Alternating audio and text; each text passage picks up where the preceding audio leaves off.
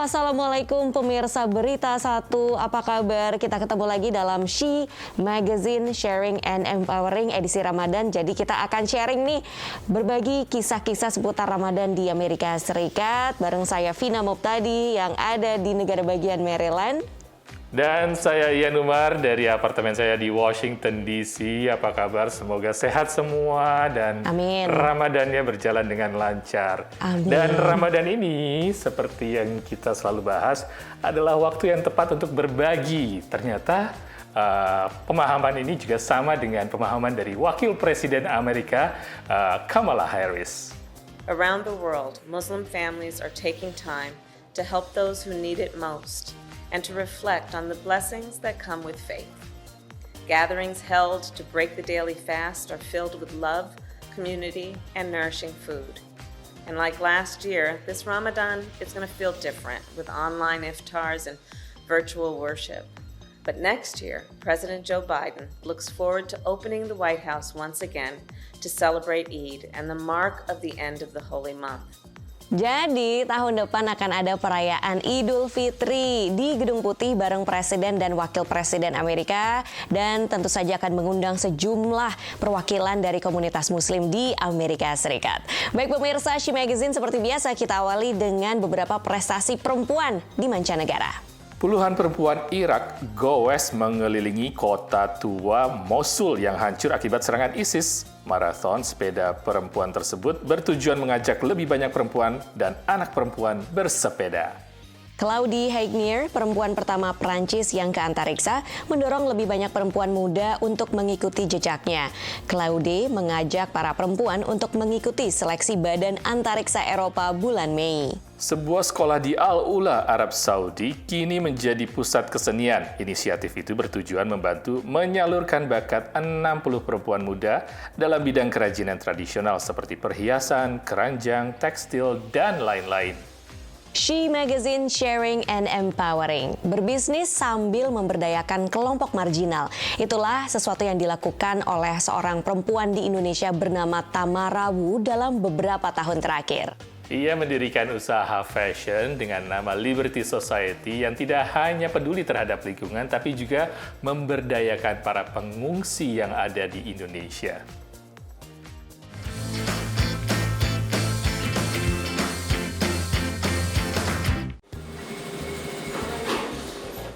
Para pengungsi perempuan ini bekerja untuk Tamara Gondo, mantan finalis Miss Indonesia yang mendirikan Liberty Society, bisnis sosial yang bertujuan memberdayakan pengungsi di Indonesia. Mereka di sini sudah 7-10 tahun di Indonesia, nggak punya pekerjaan maupun 24 jam pun di rumah aja. Tidak ada outlet buat kreativitasnya. 20-an pengungsi bekerja di Liberty Society untuk membuat berbagai produk fashion. Sebagiannya terbuat dari bahan daur ulang. Kita bikin tote bag, laptop sleeve, pouches, kadang kita daur ulang dari sampah-sampah industrial. Lebih dari separuh pengungsi di Indonesia adalah minoritas etnis Hazara dari Afghanistan, menurut Badan Pengungsi PBB. UNHCR mengatakan mereka dipersekusi di negara asalnya. Itu alasan Sarah, bukan nama sebenarnya, mengungsi ke Indonesia. ولی احساس راحتی توش نداشتم پس میتونم بگم نه نمیتونم بگم یه خونه است زمانی میگم خونه است که جنگ تموم بشه امنیت باشه مردم با راحتی بتونن زندگی کنن اون زمان بهش میگم خونه. Liberty Society menyediakan ruang bagi Sarah dan pengungsi lain untuk mendapat penghasilan dan bersosialisasi karena minimnya peluang kerja bagi 14.000 pengungsi di Indonesia.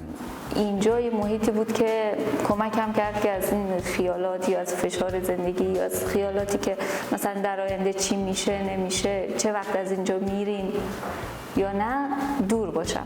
کمکم کرد هم مشغول و همین که یه راه درآمد که بتونم حداقل زیاد نه ولی تو زندگیم کمی کمک بشه. Pemerintah belum meratifikasi Konvensi PBB tentang pengungsi tahun 1951 yang mewajibkan negara menyediakan standar minimum bagi pengungsi, termasuk akses ke pengadilan, pendidikan dasar, dan pekerjaan. Liberty Society membantu memenuhi salah satunya.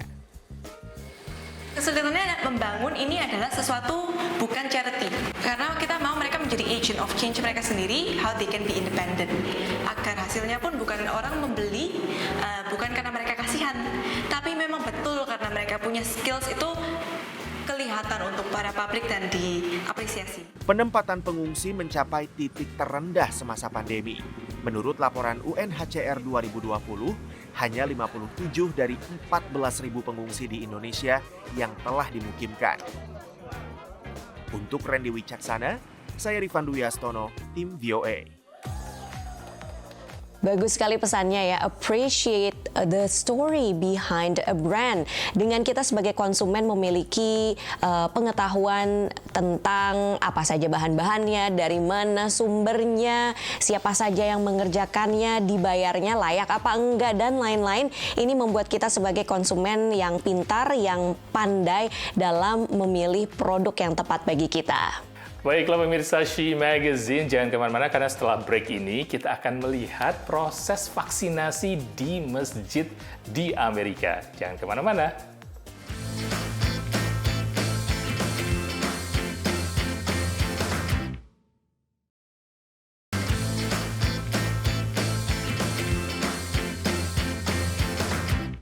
Pemirsa, Anda masih bersama She Magazine, sharing dan empowering. Seiring berjalannya dengan waktu dan juga banyak yang sudah divaksin, jadi masjid-masjid di Amerika sudah mulai dibuka, tapi tetap mematuhi peraturan-peraturan sesuai dengan daerah masing-masing.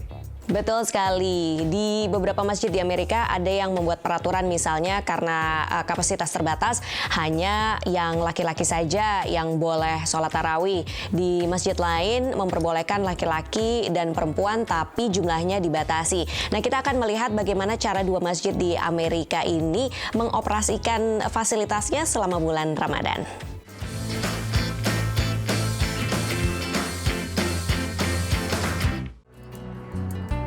Membaiknya kondisi pandemi COVID-19 di Amerika Serikat membuat komunitas Muslim Amerika bersyukur.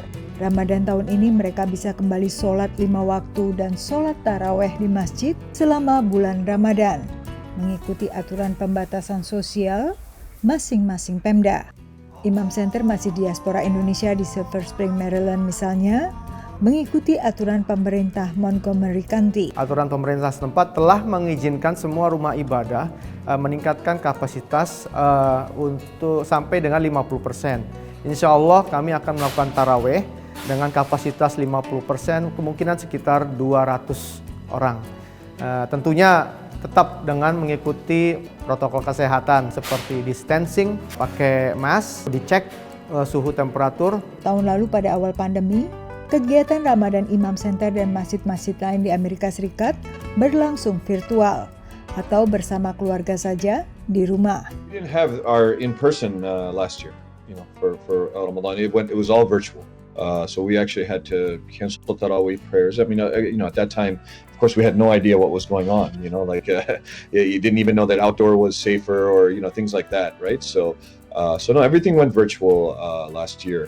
Kegiatan Ramadan lainnya tetap menggunakan tata cara tahun lalu. Kajian Ramadan secara virtual, sedangkan iftar atau buka puasa bersama ditiadakan, diganti iftar lantatur alias drive-thru. Sementara Imam Center membatasi tarawih di masjid untuk jamaah laki-laki saja. Alasannya karena prioritas. Ya, kebetulan belum ada pandemi itu bisa sampai 500 lebih, hampir 600. Ya, dan karena demand-nya sangat tinggi, tahun lalu tidak ada, jadi kami melihat ini potensinya, antusiasnya dari jemaah kita semua, bukan yang Indonesia dan non-Indonesia, itu akan banyak. Jadi memprioritaskan pria, kami berikan kesempatan untuk saat ini. Sedangkan lainnya tetap membuka pintu bagi jamaah perempuan sambil melihat situasi. No, we're planning for both, since this is not between males and females. We're definitely planning for fairly equal capacity for the men and the women, but we'll see. Obviously, as time goes on, and if we have to adjust accordingly, meaning we're going to keep space for the women regardless, but in terms of the actual utilization and space and stuff, we'll see. Seperti tahun lalu, mereka menyiarkan sholat tarawih maupun khutbah secara streaming, sehingga mereka yang sholat tarawih di rumah bisa tetap mengikuti khutbah dari masjid. Dari Alexandria, Virginia, Yuni Salim dan tim VOA. Masjid Imam Center yang letaknya nggak jauh dari rumah saya ini kegiatan Ramadannya padat sekali loh pemirsa. Misalnya setiap akhir pekan mereka mengadakan event ekonomi kreatif, yaitu menjual hasil makanan yang dimasak oleh para relawan. Kemudian hasil penjualannya ini masuk ke dalam kas masjid lagi dan untuk membiayai kegiatan. Kegiatan sosial itu memang menjadi pusat dari sebuah masjid, seperti sebuah masjid di Virginia, tidak juga jauh dari Washington DC, namanya Adams Center. Mereka melakukan kegiatan sosial memberikan pangan kepada orang-orang yang membutuhkan di masa pandemi ini, tidak hanya kepada komunitas muslim, tapi juga kepada komunitas lainnya.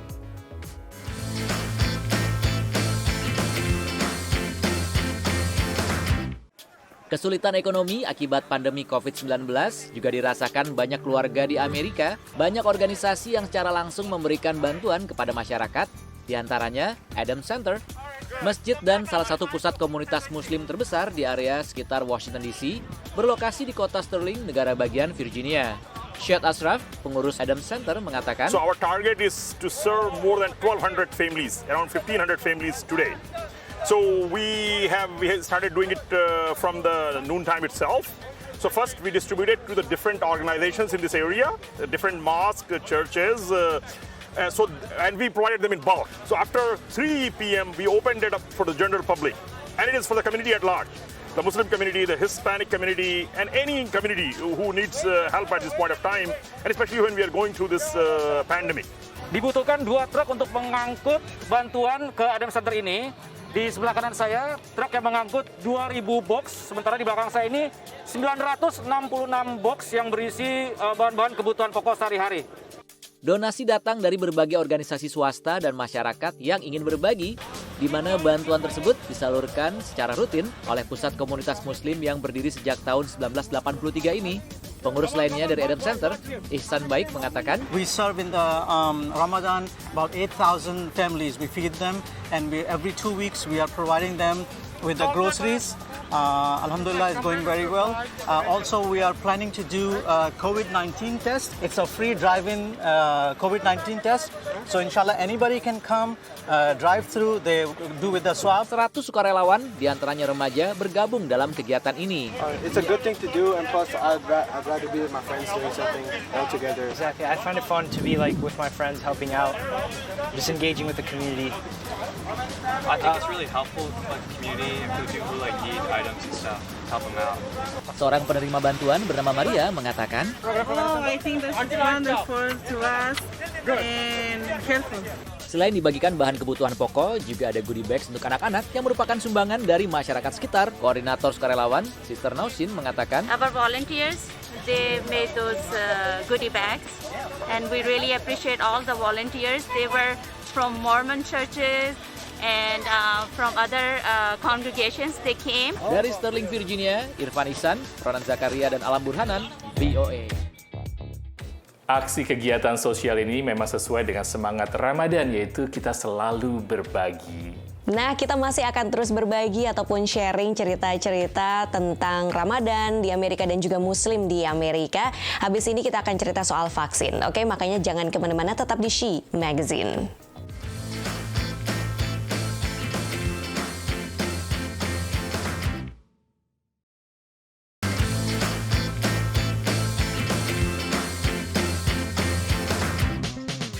She Magazine, sharing and empowering. Pemirsa, para pakar organisasi muslim di banyak negara termasuk di Indonesia lewat MUI itu sudah menyatakan bahwa vaksinasi COVID-19 boleh dilakukan selama berpuasa dan tidak akan membatalkan puasa. Nah, karena itu di Amerika bahkan juga ada beberapa masjid yang menjadi fasilitas untuk pemberian vaksinasi. Sebuah masjid di Minnesota, atau tepatnya di negara bagian Minnesota ini, ada yang menganjurkan kepada para diasporanya atau jemaah-jemaah diaspora yang datang dari Afrika Timur untuk divaksin.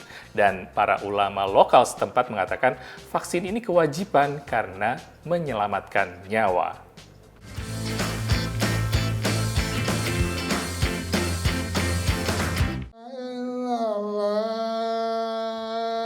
Syarif Muhammad, Imam dari Darul Hijrah Islamic Center di Minneapolis, Minnesota, dalam khutbah pada sholat zuhur berusaha meyakinkan komunitas Somalia Amerika akan vaksin COVID-19.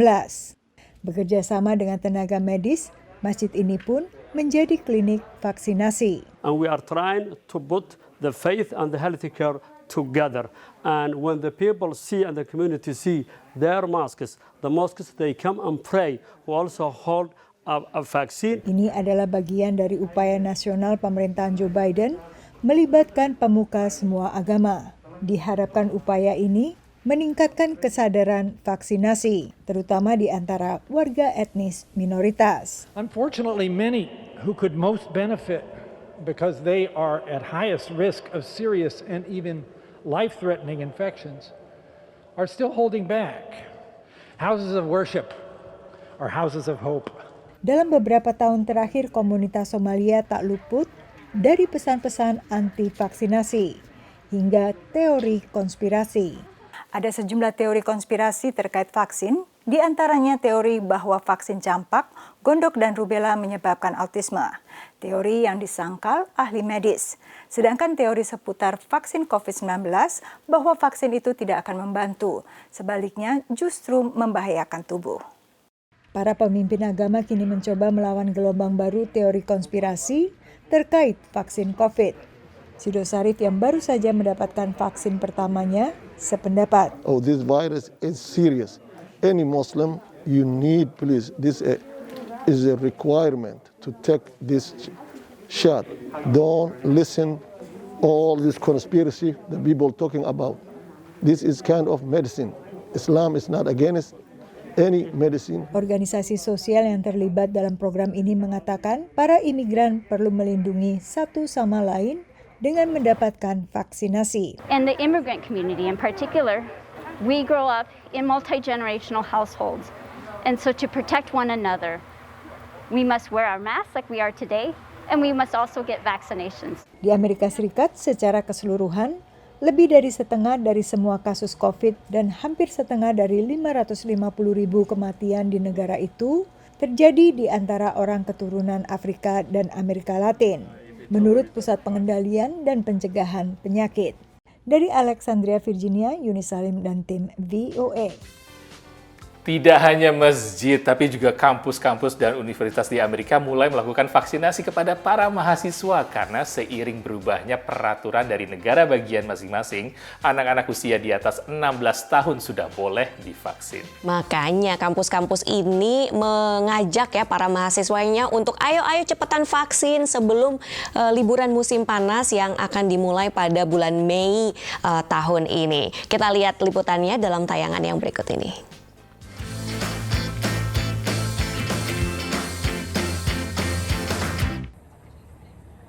Menurut pantauan Pusat Pengendalian Penyakit Menular AS CDC, pengidap COVID-19 terbanyak belakangan di Amerika Serikat adalah kaum muda. Keletihan menghadapi pembatasan sosial selama setahun lebih menjadi salah satu faktor penyebab kecenderungan ini. Right now, college students make up a large percentage of super spreaders. They go out and a lot of times they ignore guidance from the CDC and other health departments. And so they'll go out and they'll party, they'll do things that college kids normally do. And so it's really important to vaccinate those college students. Belum lagi banyak yang masih enggan mendapat vaksin. There are still some conservative views on the vaccine. I do have some friends that are very reluctant to take it. They have some absurd theories as to what is in the vaccine. Texas adalah salah satu negara bagian yang baru saja membuka pendaftaran vaksinasi bagi seluruh warga dewasa. Kampus menjadi salah satu fokus upaya vaksinasi. It's pretty accessible not just for the community at large, but also for students. Because for them it is pretty convenient. They know where it is and they can quickly make their appointments and get their vaccine. It's important for the young population to get vaccinated as schools start reopen for in-person teaching and classes. Vaksinasi memang membawa angin segar bagi kampus karena berbagai keterbatasan belajar online selama ini. I'm really excited to have gotten the vaccine, so I'll be able to see my peers and have study groups and be able to meet in person and have classes together. I think online classes have been isolating and we haven't been able to learn as well in our dorm rooms instead of the classroom. I'm a freshman, so I think this is weird because it's the only life I've ever known. So I think it's strange to hear all these like really amazing stories about previous years, and I think that's a little difficult to have to be like, man, I'm missing out, but not even know that I'm missing out, you know? Vaksinasi bagi mahasiswa sempat menjadi persoalan sendiri, karena banyak mahasiswa bukan pemegang KTP setempat. New Hampshire misalnya, adalah salah satu negara bagian yang tadinya hanya membolehkan pemegang KTP setempat untuk mendapatkan vaksinasi dan tidak membolehkan warga pendatang seperti para mahasiswa. Tapi New Hampshire bersama dengan banyak negara bagian lainnya, termasuk diantaranya Oklahoma, kini membolehkan seluruh penduduk, termasuk mahasiswa, untuk mendaftar untuk mendapatkan vaksinasi di negara bagian tersebut. Dari Washington DC, saya Nova Purwadi dan tim VOA. Di Amerika, kampanye untuk vaksinasi memang tergolong cepat. Nah, bulan April saja itu sudah sampai 22% dari populasi di wilayah Amerika. Nah, ini memang cepat sekali karena di mana-mana ada tempat vaksin, ada di farmasi, ada juga di apotek atau rumah sakit ya pastinya. Bahkan sampai katanya ada di theme park. Kamu katanya di theme park ya, Fit? Betul sekali. Iya, saya ke theme park ya, pemirsa. Ternyata bukan di dalam theme parknya sih, tapi di lapangan parkirnya itu disulap menjadi tempat vaksinasi massal. Setiap hari ada ribuan mobil mengantre di situ karena memang prosesnya dilakukan secara drive-thru. Meskipun banyak sekali orang yang hadir, namun prosesnya berjalan sangat lancar. Setelah disuntik juga sempat dipantau selama 15 menit. Overall itu pengalaman yang sangat luar biasa bagi saya. Oke pemirsa, sekian dulu She Magazine Sharing and Empowering kali ini. Semoga bisa menginspirasi. Akhirnya saya Vina Muptadi dari rumah saya di kota Silver Spring, negara bagian Maryland. Dan saya Ian Umar dari apartemen saya di Washington DC. Selamat menjalankan ibadah puasa. Sampai ketemu lagi. Wassalamualaikum warahmatullahi wabarakatuh.